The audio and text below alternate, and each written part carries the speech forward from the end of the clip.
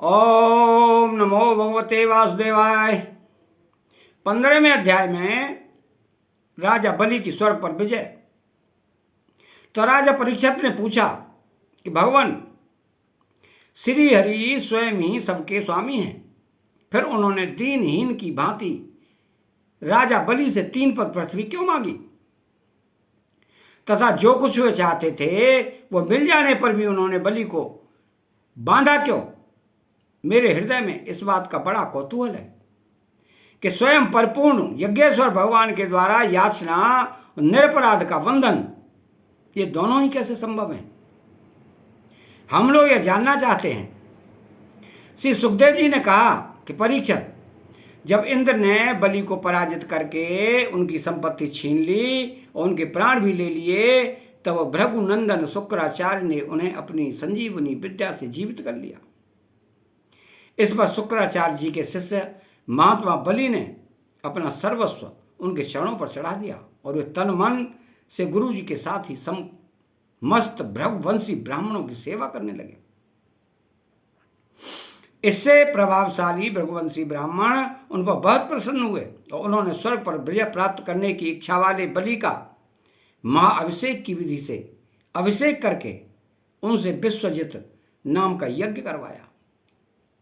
यज्ञ की विधि से हविष्यों के द्वारा जब अग्नि देवताओं की पूजा की गई, तब यज्ञ कुंडों से सोने की चद्दर से मढ़ा हुआ एक बड़ा सुंदर रथ निकला।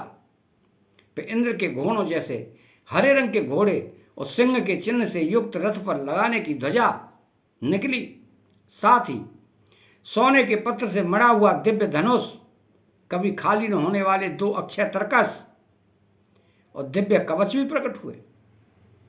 दादा प्रहलाद जी ने उन्हें एक ऐसी माला दी जिसके फूल कभी कुमलाते न थे, तथा शुक्राचार्य ने एक शंख दिया। इस प्रकार ब्राह्मणों की कृपा से युद्ध की सामग्री प्राप्त करके उनके द्वारा स्वस्ति वाचन हो जाने पर राजा बलि ने उन ब्राह्मणों की प्रदक्षिणा की और नमस्कार किया। इसके बाद उन्होंने प्रहलाद जी से संभाषण करके उनके चरणों में नमस्कार किया। फिर वे भृगुवंशी ब्राह्मणों के दिए हुए दिव्य रथ पर सवार हुए। जब महारथी राजा बलि ने कवच धारण कर धनुष, तलवार, तरकस आदि शस्त्र ग्रहण कर लिए और दादाजी की दी हुई सुंदर माला धारण कर ली, तब उनकी बड़ी शोभा हुई।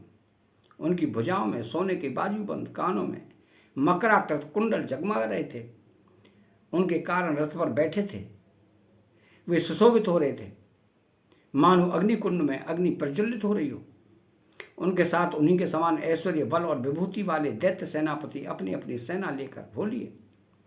ऐसा जान पड़ता था मानो वे आकाश को पी जाएंगे और अपने क्रोध भरे प्रज्वलित नेत्रों से समस्त दिशाओं को, क्षितिज को भस्म कर डालेंगे। राजा बलि ने इस बहुत बड़ी आसुरी सेना को लेकर उसका युद्ध के ढंग से संचालन किया तथा आकाश और अंतरिक्ष को कपाते हुए सकल ऐश्वर्यों से परिपूर्ण इंद्रपुरी अमरावती पर चढ़ाई की। देवताओं की राजधानी अमरावती में बड़े सुंदर सुंदर नंदन वन आदि उद्यान और उपवन हैं। उन उद्यानों और उपवनों में पक्षियों के जोड़े चहकते रहते हैं। मधुलोभी मतवाले होकर गुनगुनाते रहते हैं। लाल लाल नए नए पत्तों, फलों और पुष्पों से कल्प वृक्षों की शाखाएं लदी रहती हैं। वहां के सरोवरों में हंस, सारस, चकवे और बतखों की भीड़ लगी रहती है। उन्हीं में देवताओं के द्वारा सम्मानित देवांगनाएं जलक्रीड़ा करती रहती हैं। ज्योतिर्मय आकाशगंगा ने खाई की भांति अमरावती को चारों ओर से घेर रखा है। उसके चारों ओर बहुत ऊंचा सोने का परकोटा बना हुआ है, जिसमें स्थान स्थान पर बड़ी बड़ी अटारियां बनी हुई हैं। सोने के किवाड़ द्वार द्वार पर लगे हुए हैं और इस फटक मणि के गोपुर नगर के बाहरी फाटक हैं। उसमें अलग अलग बड़े बड़े राजमार्ग हैं। स्वयं विश्वकर्मा ने ही उस पुरी का निर्माण किया है।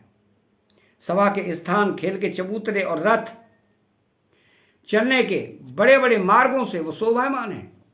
10 करोड़ विमान उसमें सर्वदा विद्यमान रहते हैं और मणियों के बड़े बड़े चौराहे एवं हीरे और मूंगे की बेदियां बनी हुई हैं। वहाँ की स्त्रियां सर्वदा 16 वर्ष की सी रहती हैं। उनका यौवन और सौंदर्य स्थिर रहता है। वे निर्मल वस्त्र पहनकर अपने रूप की छटा से इस प्रकार दैदीप्यमान होती हैं जैसे अपनी ज्वालाओं से अग्नि। देवांगनाओं के जूड़े से गिरे हुए नवीन सौगंधिक पुष्पों की सुगंध लेकर वहां के मार्गों में मंद मंद हवा चलती रहती है। सुनहली खिड़कियों में से अगर की सुगंध से युक्त सफेद धुआं निकल कर वहां के मार्गों को ढक दिया करता है। उसी मार्ग से देवांगनाएं आती जाती हैं। स्थान स्थान पर मोतियों की झालरों से सजाए हुए चंदोवे तने रहते हैं। सोने की मणिमय पताकाएं फहराती रहती हैं। छज्जों पर अनेकों झंडियां लहराती रहती हैं। मोर, कबूतर और भौरे कलगान करते रहते हैं। देवांगनाओं के मधुर संगीत से वहां सदा ही मंगल छाया रहता है।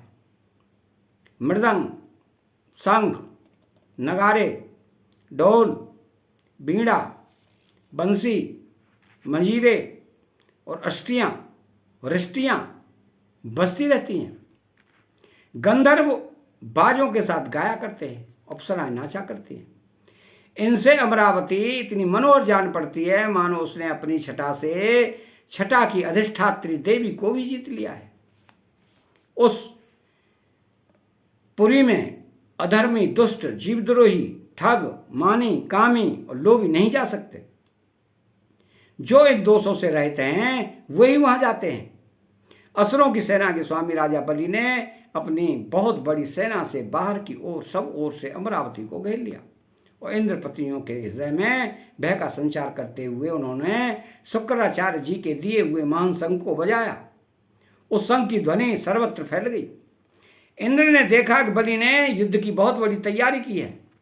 अतः सब देवताओं के साथ वे अपने गुरु बृहस्पति के पास गए और उनसे बोले, भगवान, मेरे पुराने शत्रु बलि ने इस बार युद्ध की बहुत बड़ी तैयारी की है। मुझे ऐसा जान पड़ता है कि हम लोग उनका सामना नहीं कर सकेंगे।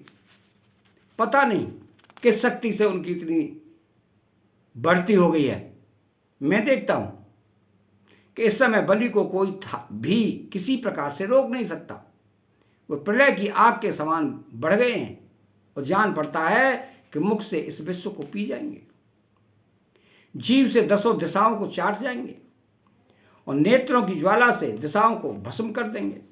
आप कृपा करके मुझे बतलाइए कि मेरे शत्रु की इतनी बढ़ती का, जिसे किसी प्रकार भी दबाया नहीं जा सकता, क्या कारण है?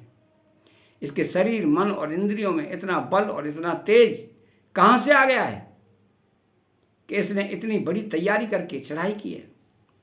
तो देवगुरु बृहस्पति जी ने कहा कि इंद्र, मैं तुम्हारे शत्रु बलि की उन्नति का कारण जानता हूं। ब्रह्मवादी भृगुवंशियों ने अपने शिष्य बलि को महान तेज देकर शक्तियों का खजाना बना दिया है। सर्वशक्तिमान भगवान को छोड़कर तुम या तुम्हारे जैसा कोई भी बलि के सामने उसी प्रकार नहीं ठहर सकता जैसे काल के सामने प्राणी। इसीलिए तुम लोग स्वर्ग को छोड़कर कहीं छिप जाओ और उस समय की प्रतीक्षा करो जब तुम्हारे शत्रु का भाग्य चक्र पलटे। इस समय ब्राह्मणों के तेज से बलि की उत्तरोत्तर वृद्धि हो रही है। उसकी शक्ति बहुत बढ़ गई है। जब यह उन्हीं ब्राह्मणों का तिरस्कार करेगा तब अपने परिवार परिकर के साथ नष्ट हो जाएगा। बृहस्पति जी की देवताओं के समस्त स्वार्थ और परमार्थ के ज्ञाता थे। उन्होंने जब इस प्रकार देवताओं को सलाह दी तब वे स्वेच्छानुसार रूप धारण करके स्वर्ग छोड़कर चले गए। देवताओं के छिप जाने पर विरोचन नंदन बलि ने अमरापुरी पर अपना अधिकार कर लिया और फिर तीनों लोकों को जीत लिया। जब बलि विश्वविजयी हो गए तब शिष्य प्रेमी भृगुवंशियों ने अपने अनुगत शिष्य से 100 अश्वमेध यज्ञ करवाए। उन यज्ञों के प्रभाव से बलि की कीर्ति को कौमुदी तीनों लोगों से बाहर भी दसों दिशाओं में फैल गई और वे नक्षत्रों के राजा चंद्रमा के समान शोभायमान हुए। ब्राह्मण देवताओं की कृपा से प्राप्त समृद्धि राज्य लक्ष्मी जी का वो बड़ी उदारता से उपभोग करने लगे और अपने को कृतकृत्य सा मानने लगे। अतः 15वां अध्याय समाप्त होता है। चैनल को सब्सक्राइब करें, बेल आइकन घंटी को दबाएं और कमेंट बॉक्स में श्री राधे कृष्ण लिखें। जय श्री कृष्ण।